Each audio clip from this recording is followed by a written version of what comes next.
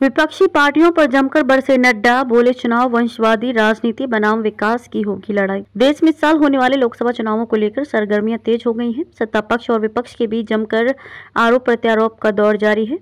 वहीं इस बीच भारतीय जनता पार्टी भाजपा के अध्यक्ष जेपी नड्डा ने कहा है कि आगामी लोकसभा चुनाव एक तरफ वंशवादी राजनीति और भ्रष्टाचार और दूसरी तरफ विकास के बीच लड़ाई होगी। बुधवार को महानगर की अपनी यात्रा के दौरान मुंबई के पश्चिमी उपनगरों के पार्टी कार्यकर्ताओं को संबोधित करते हुए नड्डा ने कहा कि प्रधानमंत्री नरेंद्र मोदी के नेतृत्व में भारत दुनिया की 5वीं से तीसरी सबसे बड़ी अर्थव्यवस्था बनने की राह पर है। भाजपा विरोधी विपक्षी दलों पर हमला करते हुए उन्होंने आरोप लगाया है कि वे या तो वंशवादी हैं या भ्रष्टाचार में डूबे हुए हैं।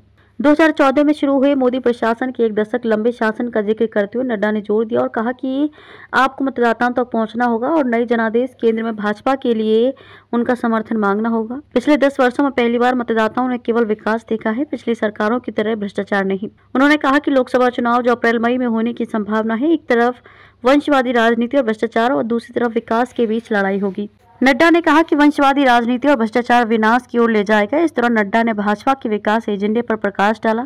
इससे पहले नड्डा ने मुंबई के सभी 36 विधानसभा क्षेत्रों के भाजपा पदाधिकारियों के अलावा महानगर के पार्टी सांसदों और विधायकों से मुलाकात भी की थी। अपनी संबोधन में नड्डा ने मुंबई के भाजपा नेताओं से ये सुनिश्चित करने के लिए कहा कि पार्टी की विचारधारा समाज के अंतिम व्यक्ति तक पहुंचे और उनसे भगवा दल और उसकी सरकार पर विपक्ष के हमलों का करारा जवाब देने का आग्रह किया।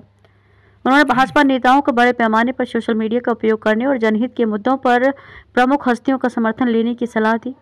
राष्ट्रीय चुनाव की तैयारियों के तहत नड्डा ने मुंबई में सभी 6 लोकसभा क्षेत्रों के लिए चुनाव प्रबंधन समिति की बैठकों की भी अध्यक्षता की। 2019 के लोकसभा चुनाव में भाजपा और उसकी तत्कालीन सहयोगी अविभाजित शिवसेना ने मुंबई में 3-3 सीटें जीती। उस वर्ष अक्टूबर में हुए महाराष्ट्र विधानसभा चुनावों में भाजपा ने शहर की 36 सीटों में से 16 सीटें जीती, जबकि 14 सीटें शिवसेना को मिली।